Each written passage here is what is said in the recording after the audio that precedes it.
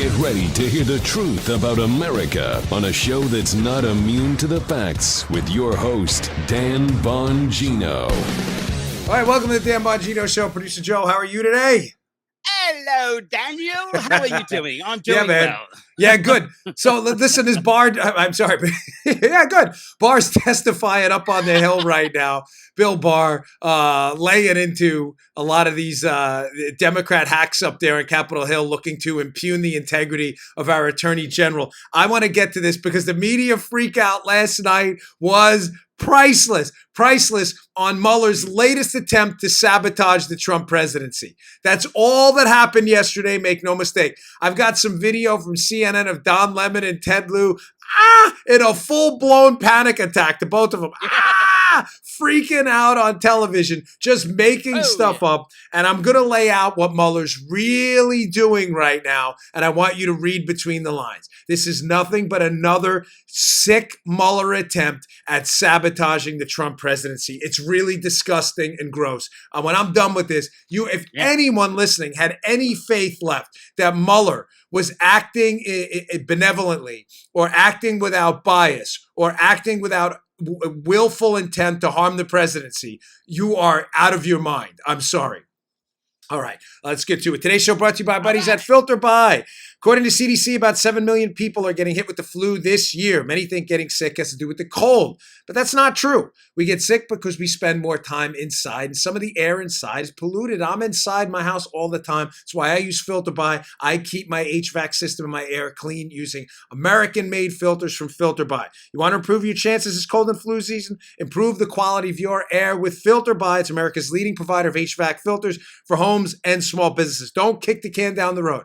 Go to your computer, order yours today. Change those air filters.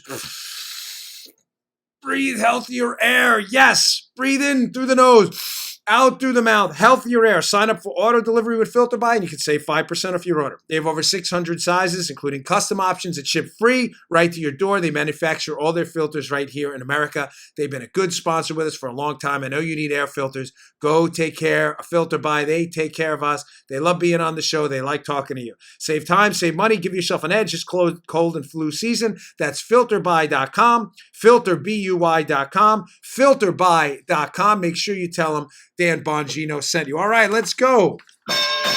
Ding, ding, ding, ding, right. Ding. Reminds me of the end of Rocky III when he asked him to ring the bell, Apollo. Ding, ding. Okay, so what's going on here? So yesterday, in case you missed the news, Bob Mueller in another shameless attack on the presidency. History is going to judge this man, Mueller, that is, very harshly, by the way. He's disgraced himself, disgraced his investigation, disgraced the country. A letter leaks that Mueller sends to Bill Barr after Barr releases a brief synopsis, a 4-page synopsis of Mueller's report to the press, indicating that there's no collusion and that he did not exonerate the president, Mueller, that is, on obstruction, but he did not indicate that he wanted to charge with obstruction either. All right. That letter's released on March 24th. Follow me here, folks. Joe, if this gets confusing, stop me, because this is important, and it'll indicate how the bad faith Mueller is acting in.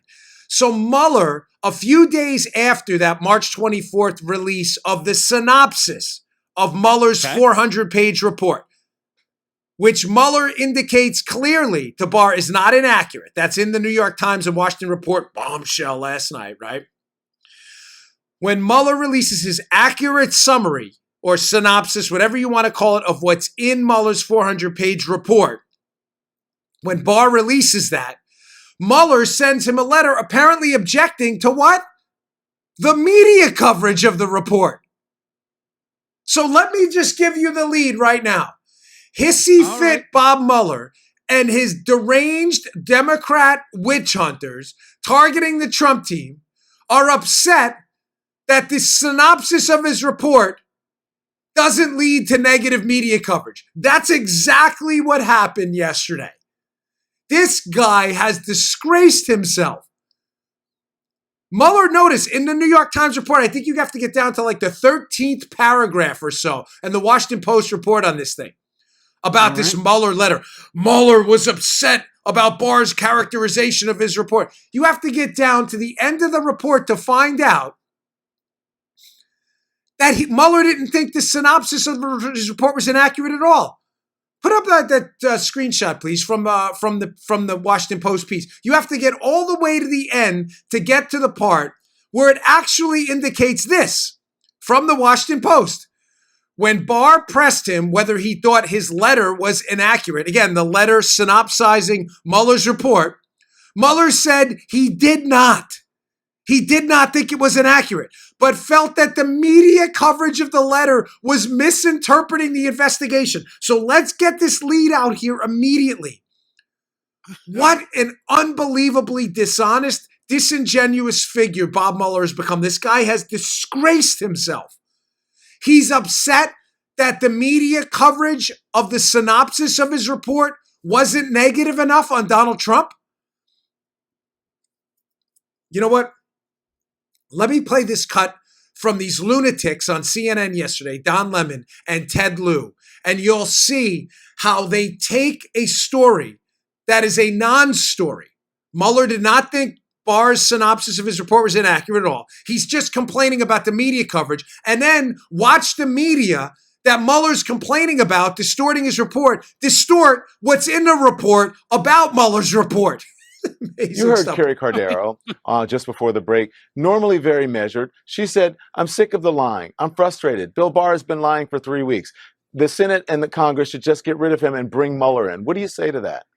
We're going to do both. Certainly want to give Bill Barr the opportunity to perjure himself, but we're also going to want to hear from Robert Mueller. But at this point, based on what I know, Bill Barr needs to resign. He took an oath to the Constitution, not to Donald Trump. He is supposed to be America's attorney, not Trump's stooge. And because he doesn't understand his job and he's repeatedly misled the American people, he's got to go. Notice Ted Lieu. Yeah. Oh, thanks, Ted, for summing that up. Thank you, Ted. Ted Lieu, one of the dumbest guys in Congress, no question about it. A guy with the intellectual capacity of a preschooler says, "Well, we're tired of the lying. We gotta get this guy up there. The lying. What? But he never tells you what the lie is. Right? What did we miss it? Like, what's the lie? He doesn't tell us what the lie is." Can you put up this screenshot again from the report? The Washington Post report, when you get to the end, when they're done whining about Mueller whining about the media coverage not being negative up on Trump. Let me read again. Mueller said he did not feel Barr's letter was inaccurate. I don't know. Folks, I'm serious when I say this. I'm genuinely trying to, I'm trying to give the media some objective sense of like, where are they going with this? And I cannot figure out how you would write a story that refutes your own story. While the Washington Post is clearly trying to attack the president because the report indicated no collusion by saying somehow that Barr's interpretation of the report was inaccurate while writing a story that says the guy who wrote the report didn't feel that the summary was inaccurate. I don't get it. Now, Mueller's a snake. He's shown himself to be a snake. He has disgraced himself. His team has disgraced himself. He's become an embarrassment to the justice system now. He's now whining, throwing a 2-year-old hissy fit in a letter because he's upset the media coverage wasn't negative enough. Are we forgetting the fact, Joe, that Mueller was offered the opportunity to read the letter Barr put out, the synopsis of the report, and Mueller declined. Now, why would Mueller do that? Oh, this is where it's going to get good. But this is also where it's going to get a little bit complicated. A little bit. All right. It's where I need producer Joe and Paula to help me here. Because if I don't sum this up accurately, I'm going to do you all a disservice. Keep this in mind. Mueller is given an opportunity to review the synopsis Barr writes about his report, which he's now whining about in this leaked letter, conveniently leaked, by the way, the day before Barr goes up to Capitol Hill. But nothing to see there, folks. Don't you worry. It's Mueller's all on the up and up, along with his disgraceful team, right? Mueller declines to review the letter. Ladies and gentlemen, Mueller tried to set Barr up. And Barr smoked him out. Here's what's going on behind the scenes. And take it to the bank, cash the check, spend the money. Mueller hates Trump. Mueller has lost his marbles. He's not thinking straight. He is single-handedly committed to humiliating Trump and taking down the Trump presidency. Do not take anything Bob Mueller says seriously. He thought his report would do that. The problem inside the report is Mueller is not dumb. Mueller can't fabricate evidence.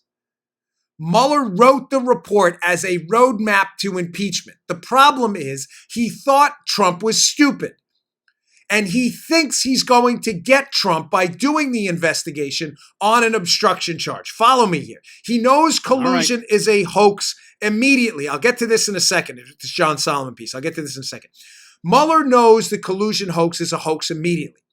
So you must be asking yourself, well, if he hates Trump, then why take on an investigation about something he knows is a hoax? Because Mueller's going to have to be the one to write a report exonerating Trump, which he does later. He gets all that. Think four-dimensional chess for a moment. Mueller understands, though, that if he keeps the investigation open long enough with a recused attorney general, Jeff Sessions at the time, and a spineless deputy attorney general in Rosenstein who's overseeing him, that if Mueller keeps the investigation open into the hoax long enough, that at some point he believes Trump is going to slip up, Joe. Trump is going to slip up by firing someone, by getting angry, and he thinks Trump has no control, and Trump is definitely going to fire him or someone else. And they are then going to use that to move forward with impeachment on an obstruction charge. In other words, Mueller is counting on Trump to do what, Joe? To take action. Yes, sir. But what's the problem, Joseph? Trump doesn't fall into that trap. Now, granted, folks, I was one of the guys who recommended he fire Mueller a long time ago. I don't run from that at all. But candidly, now looking back, I was wrong. It's not my business to sit up here and defend to you wrong decisions. Because I thought what they were going to do is go and run with the Trump kids and try to go further with the financial stuff. I think they were blocked, but that was the logic behind it. But I don't want to dig into old stuff, but I'd be remiss if I didn't tell you that. I thought Trump should fire Mueller. And at the time, I thought my logic was sound. He didn't do it. He took no obstructive action at all. Mueller at this point must be panicking. He knows he's investigating a hoax. He's waiting for Trump to slip up and fire someone, and he doesn't do it. So he keeps the investigation open in perpetuity. Well, what happens? Finally, we get rid of Sessions. Whitaker gets into the position as the acting, starts asking questions. Barr comes in as the now confirmed attorney general and starts asking more questions. Hey, what are we doing here? Mueller now has to wrap this up because Mueller knows what he's doing. He's engaged in an ongoing political, not judicial, not justice-based fight against the president of the United States. Now, rewind a little bit. If that's the case, why then does Mueller do two things? There are two critical decisions here. Why does Mueller, one, not make a decision in the report on obstruction? If you're saying he wanted to hurt the president, why not just indicate in the report that the president should have been indicted? It is our decision that if the president was not in office, we would indict him and write it in the report. Because Mueller doesn't have the evidence. Trump doesn't do anything. It's all hearsay talk. Well, he told someone who told someone else that he's going to fire someone. He told this guy to fire the guy. Well, did he fire him? No, he didn't fire him. He changed his mind. So now you're in Trump's head? Your attempted obstruction that didn't even happen? So point number one, why does Mueller not charge him if he hates him so much? Because he can't. Mueller cannot be humiliated by taking this case to court later on. But number two, in regards to what happened yesterday, why does Mueller decline the opportunity to review Bill Barr's letter synopsizing his report? Oh, this is where it gets good. Because discredited Bob Mueller, who has stained and tarnished his reputation, knows full well that Bill Barr, before he came into the Attorney General position and was confirmed, wrote an opinion piece indicating that Donald Trump's actions regarding the firing of Jim Comey were entirely constitutional and could not constitute obstruction of justice. You say, well, then now I'm confused. Mueller knows he has no evidence of obstruction, no criminal evidence to lead to none. So if he punts in the report and puts it in the hands of a guy who's already written an op-ed on this, then he's giving the Democrats ammunition to do what? To run with the story that, well, Bill Barr was already tainted in advance and already made a decision. Right. This is a political decision. Therefore, Bill Barr should resign and we should move ahead with impeaching Donald Trump. Brilliant tactical move. Sick, disgusting, disturbing, typical of the Mueller team of witch hunters, but a brilliant tactical move. He must have been sitting around the table with this hack Weissman, this discredited hack, Andy Weissman, his chief pitbull, and saying to himself, guys, we have a problem here. The problem we have is we really hate Donald Trump, and we need this guy impeached, and we need to salvage the reputation of the Department of Justice and the FBI that spied on Donald Trump, along with our intelligence agencies. We can't do that because we have no evidence of this collusion. It was a hoax from the start. The problem is our 2-year-long obstruction investigation on a crime that never happened is also turning up negative as well, Joe, because we don't have evidence of Donald Trump actually doing anything to obstruct the investigation. Now we're getting pressure from Bill Barr, the new Attorney General, who refuses to be sidelined in this case, and we don't have the goods. So I'm wondering if there's an entrepreneurial titanium-spined attorney in that group. I doubt it, in the team of Mueller witch hunters, who in this little hypothetical meeting we're talking about, Joe, raises his hand and says, Special Counsel Mueller, has it ever occurred to you if we can't produce the probable cause to charge the President of the United States with an obstruction charge, that maybe it would be in our best interest to do what normal prosecutors do in cases like this and just say there will be no charges and move on? No, we can't do that. That won't do enough political damage. So what does he do? These deranged hacks on the Mueller team. They then make sure they get a letter in writing, Joe, because you're going to leak that later. Put a letter in writing about the synopsis, Bill Barr's synopsis. You refuse to look at and review, but make sure you get in writing. Make sure that you disagree with some of the characterizations by the media. Make sure it's in writing so you can leak it later at an opportune time, maybe the night before the Attorney General testifies up on the Hill, giving what? Giving the Democrats ammunition for their public hearing in front of all of America to look Barr in the eye and attack his character. And by the way, the Washington Post, the co-conspirators over there, make sure, see, you know what? Here's the problem. Mueller, you may say, well, why would Mueller then just not say Bill Barr's letter was inaccurate? Because Bill Barr quotes Mueller's report in the letter. Listen, please tell me you're getting this. I would be so disappointed if you don't. Yeah, we're good. If Mueller's trying to attack him in this letter just a few days after Barr releases his synopsis, which he is, he wants it in writing, Mueller, because he wants to attack Barr's credibility to later leak the letter to Congress, right? So why not just Mueller skip the nonsense and just write in a letter like really attack him? Attorney General Barr, you have mischaracterized the report. It is wildly inaccurate. Wink, wink, Congress. Here's this letter that's going to be leaked. By the way, it was leaked right away. Charlie Crist, the congressman down here from Florida, it's pretty apparent based on his questioning of Bill Barr in the last hearing that Charlie Crist already knew about the letter. So why not just go for it?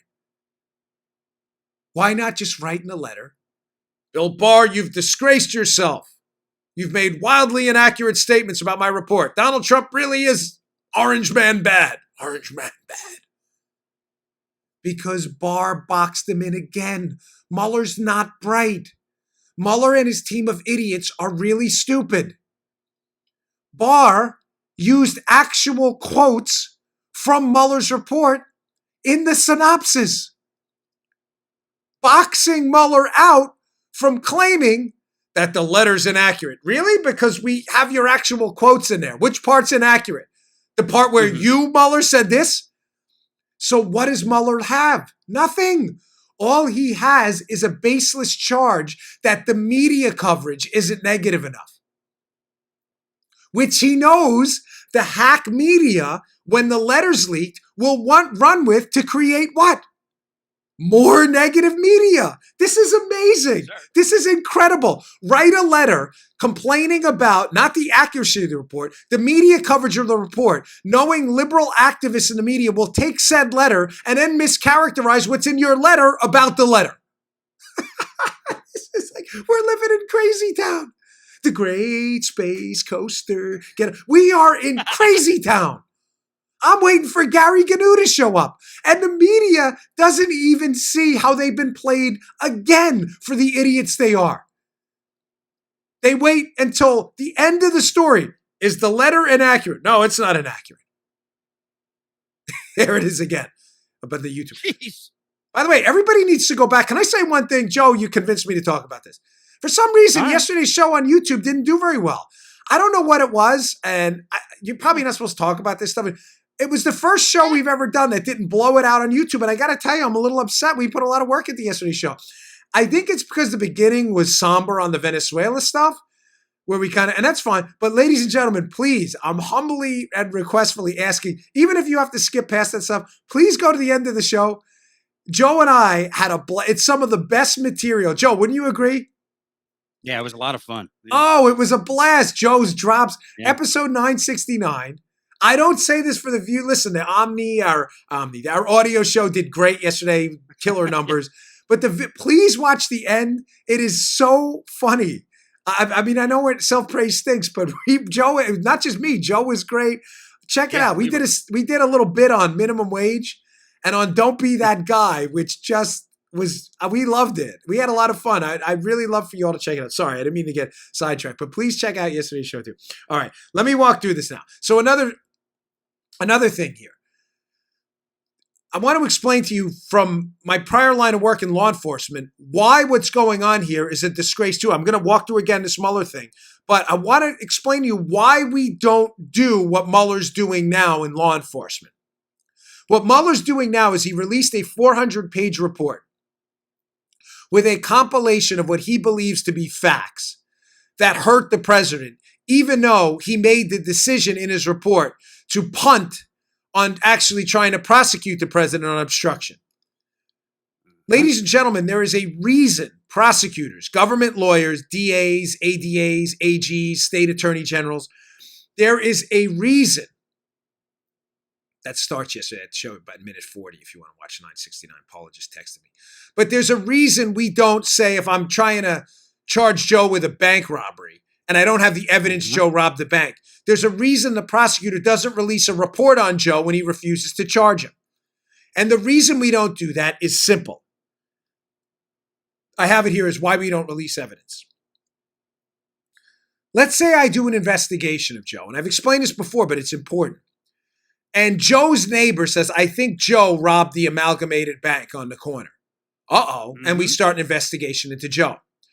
And another neighbor says, suspiciously, I saw Joe leaving the house with a firearm that morning. Oh my gosh. Another guy comes out and says, I saw Joe that day. In his wallet, he had a couple $100 bills. This is all in the report we release afterwards. The public gets this information, even though Joe hasn't been charged. And Joe, what do you think the public thinks? That you robbed the bank. They think the worst. They think Joe robbed the bank. Well, what's the problem, folks?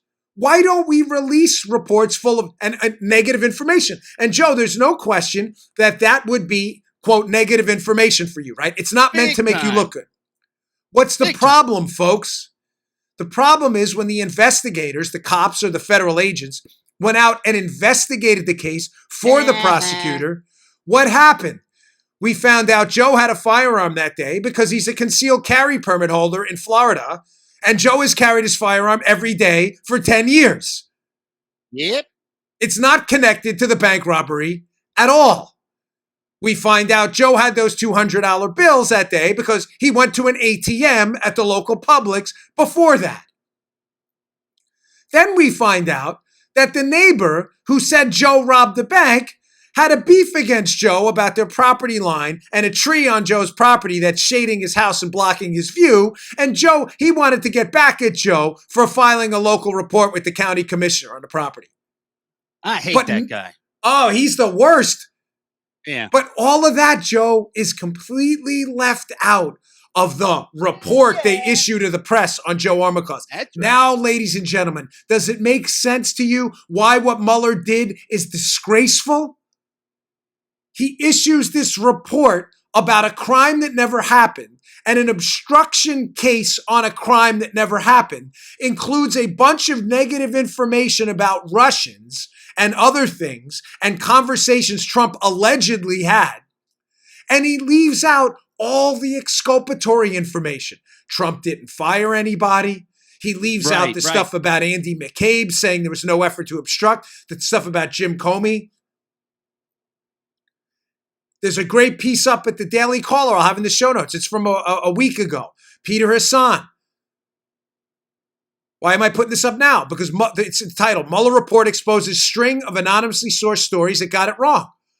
So conveniently, what Mueller failed to do during the 675 days he was investigating, Joe, he failed to debunk any of these stories which Peter Hassan in a Daily Caller piece, which will be up in the show notes today.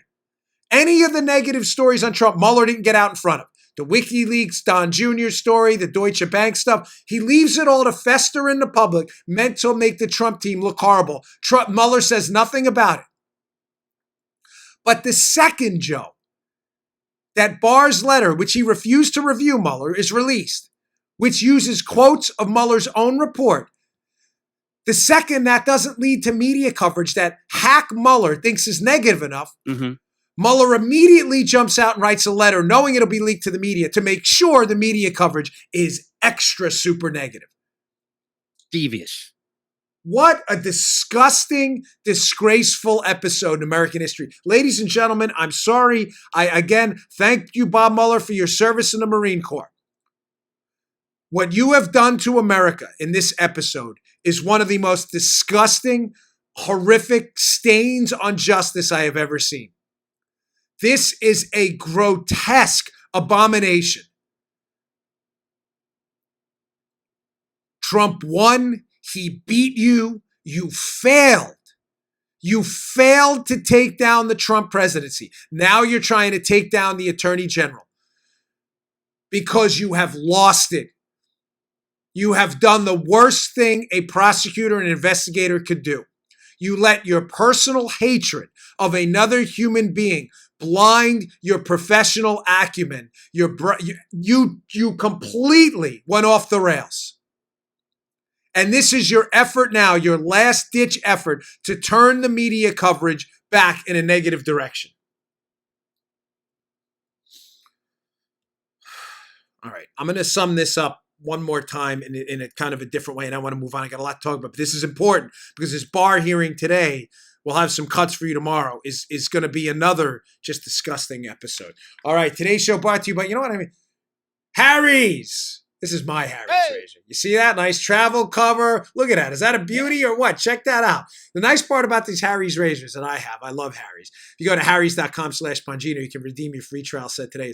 I only have to shave once. These other razors with the flexi balls, the moving heads, the flux capacitor, it's got a time machine built in the back. They charge you a boatload for. Harry's doesn't need that. Harry's makes a good quality razor. They have their own razor factory, and it shaves so close I only need to shave once. I shave for the morning show. I don't need to shave again at night because this is such a great shave. Look at that. Look at that piece of machinery. Harry's. Can't beat it. I brought my own in today. Listen, here's the deal about Harry's razors. Join the 10 million who've tried Harry's. Claim your trial offer today by going to harrys.com/Bongino. Harry's founders were tired of paying for razors that had all these gimmicks and overpriced nonsense in it. Again, we don't need a time machine and a razor. The razor has to shave. That's it. We don't need to be teletransported Avengers Endgame style back to get the Infinity Stones. We just need a close quality shave. And that's what this razor will do for you. Harry's combines a simple, clean design with quality, durable blades at a fair price. They bought their own world-class blade factory in Germany. It's been making quality blades for over 95 years. They have over 20,000 five-star reviews on Trustpilot. And Google, replacement cartridges are just $2 each. Harry's blades come with a 100% money-back guarantee. If you don't love your shave, you will. Let them know. They'll give you a full refund. Here we go. Get a $13 value trial set that comes with everything you need for a clean, close, comfortable shave. A weighted ergonomic handle, 5-blade razor with a lubricating strip and a trimmer blade, rich lathering shave gel, nice, and a travel blade cover. Listeners of my show can redeem their trial set at harrys.com/Bongino. Make sure you go to harrys.com/Bongino. Redeem your offer. Let them know I sent you to help support the show. Thank you, Harrys, for being here today. Okay. All right, finally, on this Mueller thing, just to prove to you from the beginning that this was nothing but complete, total hackery. Because you may say, oh, Mueller was a decent guy. I'm hearing this a lot on the news, even on Fox today. I heard a couple of people allude to the fact, well, Mueller's an honorable guy. He may have been. He certainly hasn't acted honorably in this case. Ladies and gentlemen, he knew this whole case was a fraud from the beginning. Put up that John Solomon piece from The Hill. John Solomon writes this piece back in January, called FISA Shocker. DOJ official warned the Steele dossier was connected to Clinton and might be biased. There's a nugget in this piece about halfway down that just decimates, and you should keep this handy, this little tidbit. Screenshot this from the piece and keep it on your phone or your computer. For your liberal friends who still believe Mueller was actually investigating collusion. Here's a portion of the piece. They're talking about Bruce Orr's contacts Bruce Orr is a DOJ official. Solomon writes, but Orr's contacts about the Steele dossier, by the way, which was a hoax, weren't limited to the FBI. He said in August of 2016, nearly 2 months before the FISA warrant was issued, that he, Orr, was asked to conduct a briefing for senior justice officials. Okay, stand by. Bruce Orr, his wife's working for Fusion. They produced the dossier. At this point, they must know the dossier is paid for by Hillary because his wife is working there, which should immediately make them suspect of the contents of this fake dossier. So instead of shutting this thing down, what does Orr do? He goes and briefs Justice Department officials. But who does he brief? Oh, this is where this gets just Rico Suave.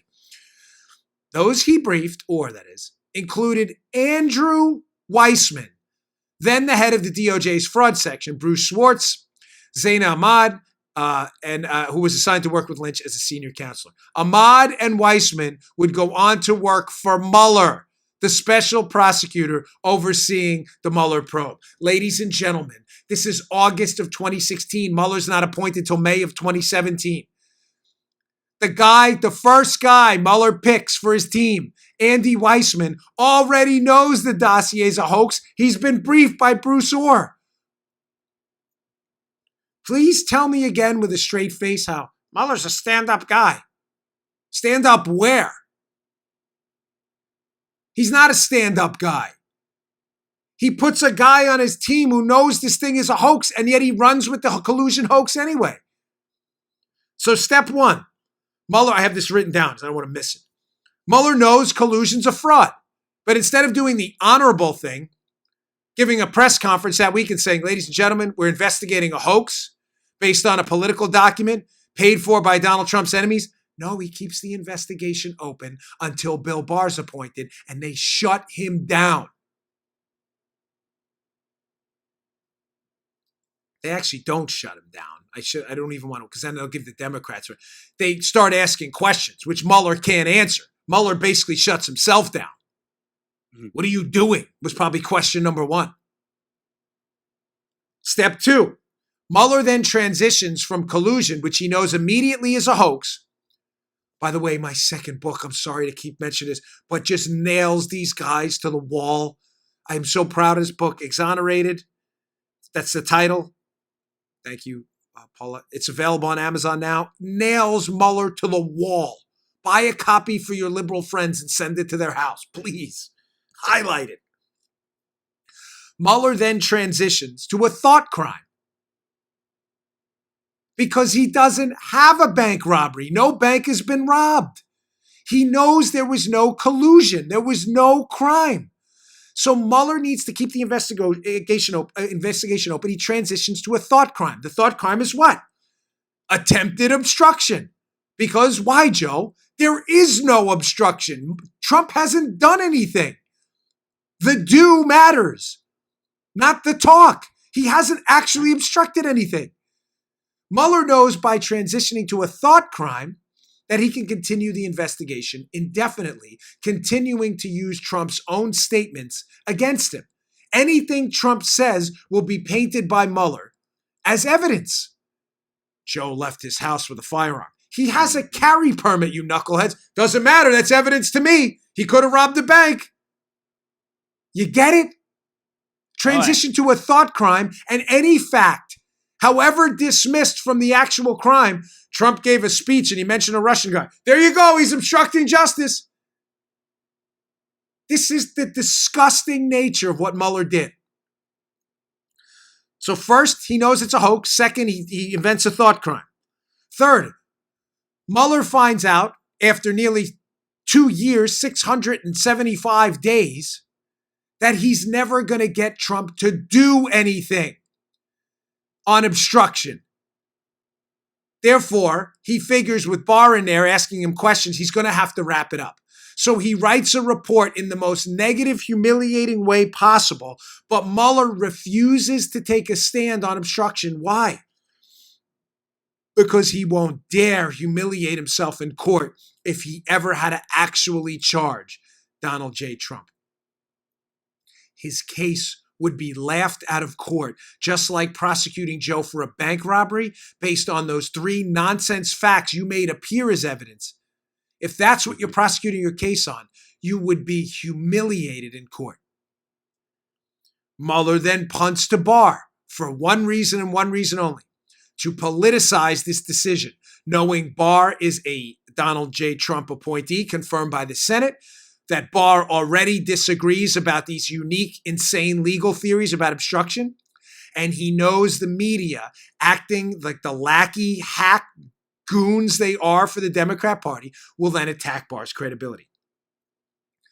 He then conveniently leaks a letter, his team, to the media the night before Barr testifies to discredit Barr, complaining the media coverage isn't bad enough on Trump, while simultaneously doing nothing to discredit the insane media reporting for 2 years against Donald Trump, while Mueller knew the whole time in that Daily Caller piece, all of those stories were false. How do we know he knew? Because it's in his report.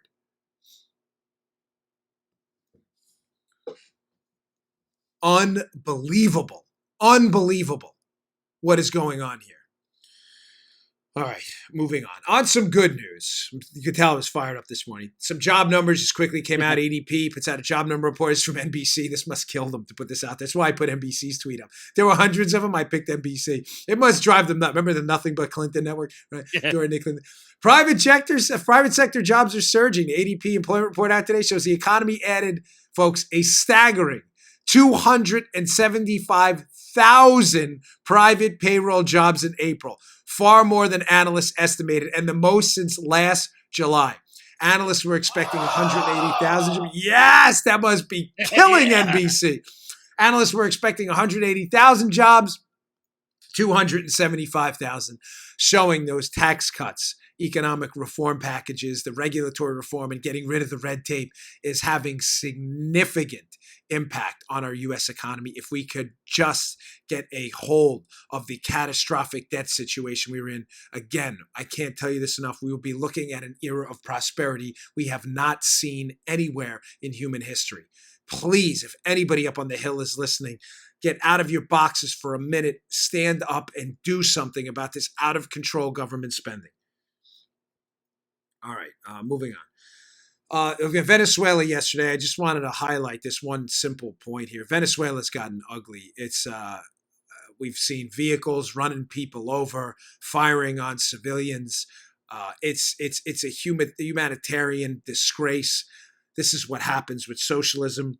I wanted to make 2 quick points on this. The first is, ladies and gentlemen, do not let any of the socialism apologists, Hollywood elitist animals, and politicians who have supported deadly torturous, homicidal socialism who have supported this. Do not let them off the hook. Look at this 2013 tweet from Michael Moore. Human disgrace, Michael Moore, producer of socialist propaganda type films. This is from, early 2013, Hugo Chavez declared the oil belonged to the people. He used the oil money to eliminate 75% of extreme poverty, provided free health and education for all. Yeah, Michael missed the resulting 6 years afterwards, the political prisoners, the human torture, the 20 pounds of body weight Venezuelans have lost due to starvation because government socialized the economy. He also missed the armored vehicles running people over and the shooting at civilians. You may have missed that, Michael. You're a disgusting person. You're human filth. You are nothing but an apologist for tyranny. You are no different than a fascist. People who apologize for fascism are no different than people who apologize for socialists because they both result in the same thing. Oppression, death, and tyranny. I'm disgusted by you. I'm disgusted by your ilk. I'm disgusted by politicians who have done this. You're a disgrace to humankind. Do not let these people off the hook. Hold them to account on your social media and make sure they're reminded daily about what they did to endorse a system that runs over people in armored vehicles and crushes the life out of them. It compresses their lungs, breaks their bones, their chest, and runs them over in the middle of the street. Folks, there is no difference, none. As Hayek has pointed out repeatedly in his book, The Road to Serfdom, an iconic work, there is no difference between the taking of economic liberty and the taking of political liberty. What do I mean by this? The Democrats want to separate the two. Oh, we'll call it democratic socialism, Joe. Don't worry, you can still vote for people. Ladies and gentlemen, it doesn't matter who you vote for. When either person, man or woman who wins in a socialist system has the right to take your money, your labor, put you into a lifetime of indentured servitude, take away your healthcare decisions, your education decisions, and your basic freedom for objecting to their political policies. There is no difference between the taking of economic liberty using big government policies and the taking of your political liberty. Your political liberty, your ability to vote, doesn't mean a damn thing when the people you vote for, every one of them, has complete control over your economic life and your freedom and can imprison you and run you over in an armored vehicle when you disagree with them.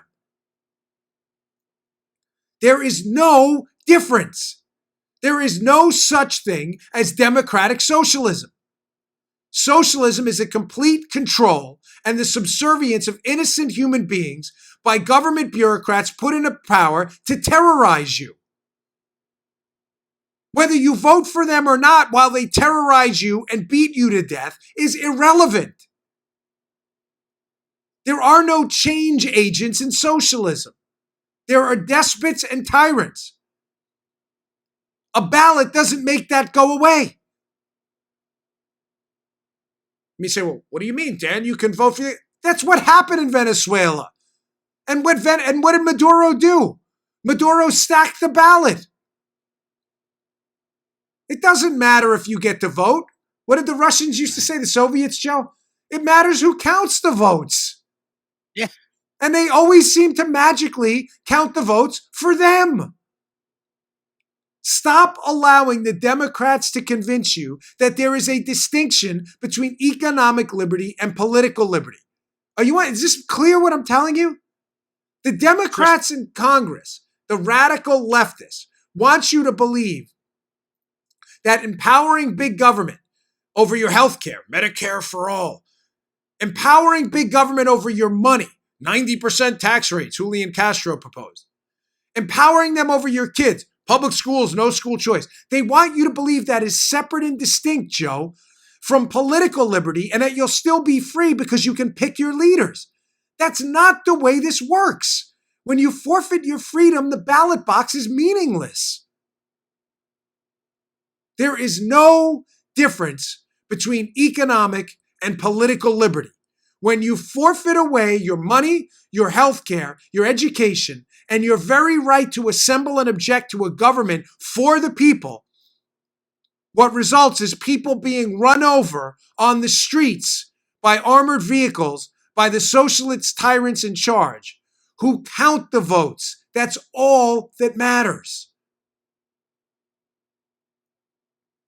Taxes are not just about money, not about the rich getting to keep more money. Healthcare and you controlling your healthcare is not just about you getting a hip replacement. School choice is not just about education for struggling kids in Appalachia and inner city communities. It's about freedom and the essence of freedom and protecting freedoms. Freedom to dictate what road you choose to walk down instead of one the government dictates for you. Once you forfeit those things away piecemeal, a little bit of your healthcare here, a lot of bit of your education here, a little bit more of your money here, the ballot box becomes entirely irrelevant. Power corrupts, as Lord Acton said. Absolute power corrupts absolutely. There is no emergency brake on power if you allow these people to whittle away your freedoms one by one. What's happening in Venezuela right now could very well happen here or anywhere else if you put socialists in charge. This is not a cautionary tale, folks. It is, but it's an account of history. Every place we've put socialist tyrants in charge, it has resulted in death and destruction. There is no democratic. So what about Sweden? Sweden is a free market economy, you knuckleheads. Yeah. My gosh, it is not a socialist country.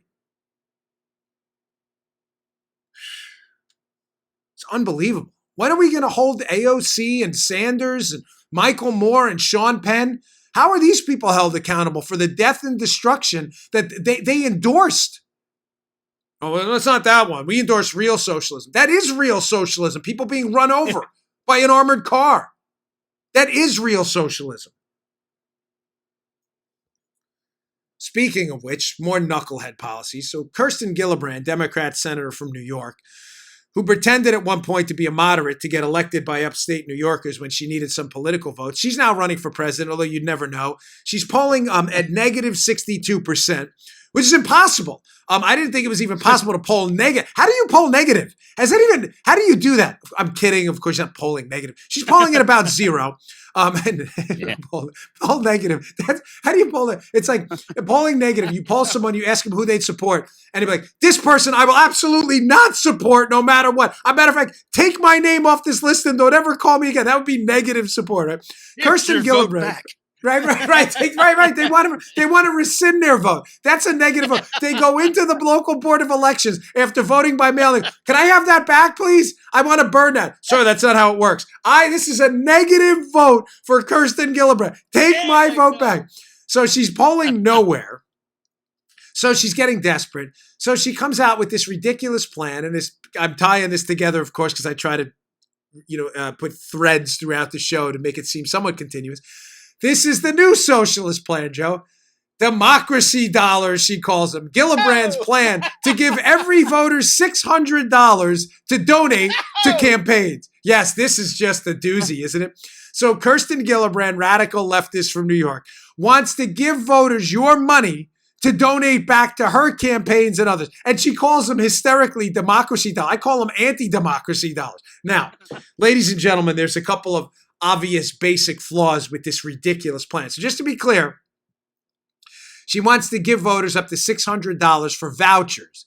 Those vouchers you can then give to a candidate that they can then give to the candidate, which they can redeem for a campaign fund. So from the NBC News piece, every eligible voter could register for vouchers to donate up to $100 in a primary, $100 in a general, either all at once or in $10 increments to one or more candidates. Each participant would get a separate $200 pool for House, Senate, and presidential contests for a total maximum donation of $600 to those federal offices. Ladies and gentlemen, what's the problem with this plan? Which is interesting, by the way, Joe, because the Democrats will lobby ferociously against school vouchers, right? For kids who could actually go to school and get an education. But they'll lobby for vouchers that can go back into their campaign coffers. Here's the problem. I mean, the problem's obvious. One, it opens up all kinds of Pandora's boxes about tax dollars. But secondly, here's what I'd see happening. Candidates would start campaigning for vouchers and not votes. So think about this scenario. See, remember, when you're a Democrat, you never have to think about, as Thomas Sowell called, like stage 2 questions. They just ask the simple questions like, well, that'd be great. It would allow people to participate in democracy. Okay, and then what? Like, what's the stage 2 question? Say you're in a race. Joe lives in Maryland, and there are a number of congressional seats in Maryland, which he's familiar with, where the outcome of the race is predetermined. You have a guy, say, like Elijah Cummings. I'm not sure what congressional district he's in Maryland. I think it may be 5. I'm not really sure. But Elijah Cummings wins his race in Maryland for Congress. He represents parts of Baltimore City. Typically, Joe, by what, like 30 and 40 points? It's pretty bad. Like, there's never a primary. I mean, even if it's 20 points, it's never close. Elijah Cummings is in office as long as he wants to stay there, right? I don't mean to single him out, even though we have disagreements on policy. I'm just trying to give an example I'm kind of familiar with because I know Maryland politics, having run there. Elijah Cummings has no electoral worries at all. In other words, Joe, he doesn't have to campaign for votes. He's got name ID. Nobody primaries him. And there's no serious Republican challenger who's going to be able to take him out because it's a Democrat plus 20 district, right? Mm-hmm. So let's say Elijah Cummings, though, now knows that he can get upwards of, say, $200 per person for his house race, for his campaign. Now, all of a sudden, you have a bunch of people only marginally interested in politics, but they're very interested in some business decisions in their community. Well, keep in mind, Cummings isn't campaigning for votes. He's going to get elected no matter what. Yeah. Now you have a group of these citizens that get together and say, hey, we could use this little government handout over here. And by the way, if we get 100 or 200 of us together, we could marshal together thousands of dollars in campaign vouchers, and we could go into Elijah Cummings' office and not tell him our votes are at stake, but our vouchers are at stake. Ladies and gentlemen, has anyone thought this through? The potential for corruption here is geometric. This is a really stupid idea that only quasi-socialists would want to enact. The system is bad now, granted. This thing would be even worse. Scrap this disaster stat. All right. What was my list there? All right. Let me go to quickly on the Medicare for All. There's a great Daily Signal piece up about Medicare for All. They had a hearing up on the Hill yesterday. I'd like you to read it. I'm just going to cover 4 takeaways. This is important.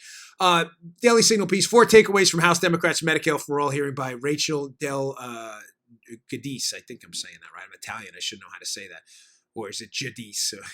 It's Bongino, not Bongino. So I'm assuming it's Giudice. We say our G's like J's, right?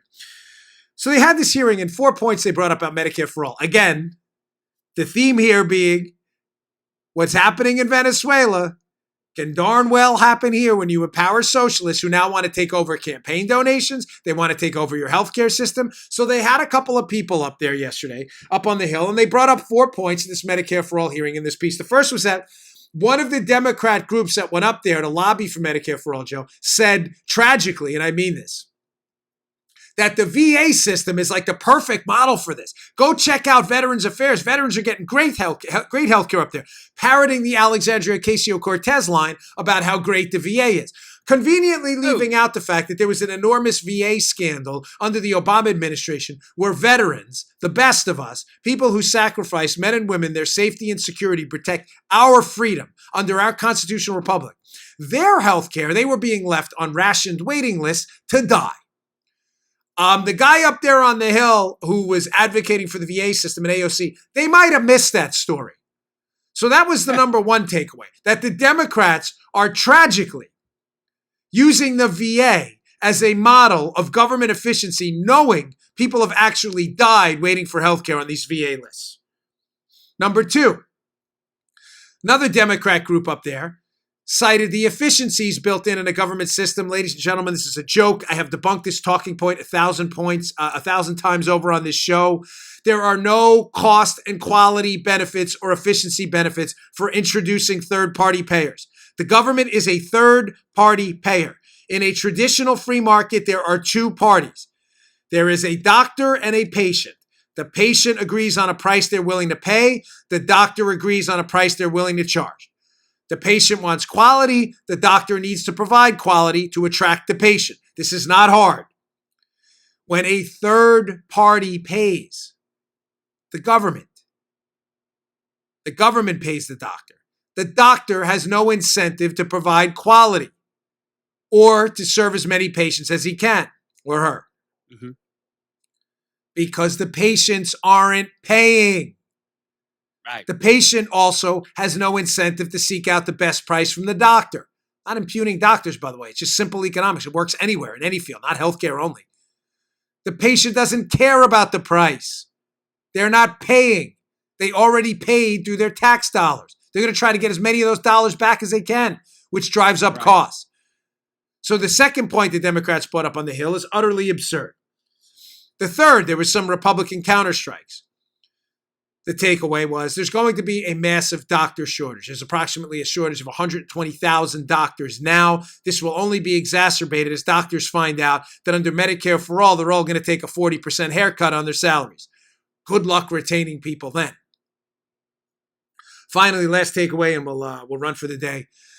Rationing is inevitable, ladies and gentlemen. There is no doubt that this is going to happen. Reasonable people understand there are only two ways in the world we know. If you can find a third way, let me know. You'll win the Nobel Prize for Economics to allocate scarce resources. A doctor's time, medicine, and hospital beds are scarce resources by nature. They are not unlimited. You can allocate them by rationing or you can allocate them by price. Anyone who tells you there's a third way, that in a government-run third-party system that doesn't use prices, it can't use prices as an effective measure because the government is paying. The price mechanism is controlled by supply and demand. When the supply-demand between the patient and the doctor is interrupted by a third party, the price mechanism doesn't work. The patient doesn't care about the price. They're not paying. And the doctor doesn't care about the price because they know the patient isn't paying. So if there are two ways, prices and rationing, and the price mechanism fails, I was accidentally going to lower the wrong finger there. I'm not even kidding, but totally by mistake. That would have been weird on the video. Catch. Yeah, good catch is right. If the price mechanism fails because you're introducing a third party, the government to pay, which disrupts the relationship, what takes over? Rationing. Those are the only two ways. You can ration or price. And when you introduce the government as a third-party payer, you are introducing by default rationing. Just be honest with people. But they won't because the Democrats love to lie. All right, folks, thanks again for tuning in. I really appreciate it. Please check out our YouTube channel. Check out yesterday's show. We put a little clip up from it on yesterday's show, a little teaser clip. Paula was nice enough to put in there. YouTube.com/Bongino. And please subscribe to our show. Can I make this request extra strong today, please? Please go to iTunes. The podcast app, if you have an iPhone, you can go use iHeart or SoundCloud if you have an Android. Please subscribe to the show. The subscriptions this week have been a little slow. I think it's because a lot of new shows are being introduced, but it's the subscriptions that move us up the charts and help people find our show. We don't have a huge marketing budget here. We try to keep our costs low, so we can keep the show running. Please go to iTunes and subscribe. It's all free. Thanks a lot. I really appreciate it. I'll see you all tomorrow with some, I'm sure, some highlights from this bar hearing. See you tomorrow. All right, today's show is brought to you by our buddies at Brickhouse Nutrition. They make one of the finest nutrition supplements out there. Hey, here it is. Field of Greens. Field of Greens. Now, you'll notice that's empty. Why is that empty? Just like my bottle of Foundation or other great product, I use this. This is the finest fruit and vegetable supplement out there. This is real food, Field of Greens. This is not cheap extract. This is real ground up, healthy fruits and vegetables, the key to a long, great, healthy life. Your cognitive abilities look better, feel better, perform better. Field of Greens, it's your fruit and vegetable insurance. I love it. Use the product twice a day. It tastes great. This is real, healthy, high quality fruits and vegetables. Think of it as your fruit and vegetable insurance for a long and healthy life. Go to brickhousenutrition.com/Dan. Pick up a jar of Field of Greens. This is empty. I need some more because we use it, me and my wife too. Field of Greens, available at brickhousenutrition.com/Dan. That's brickhousenutrition.com/Dan. Pick it up today. You just heard The Dan Bongino Show. You can also get Dan's podcasts on iTunes or SoundCloud and follow Dan on Twitter 24/7 @DBongino.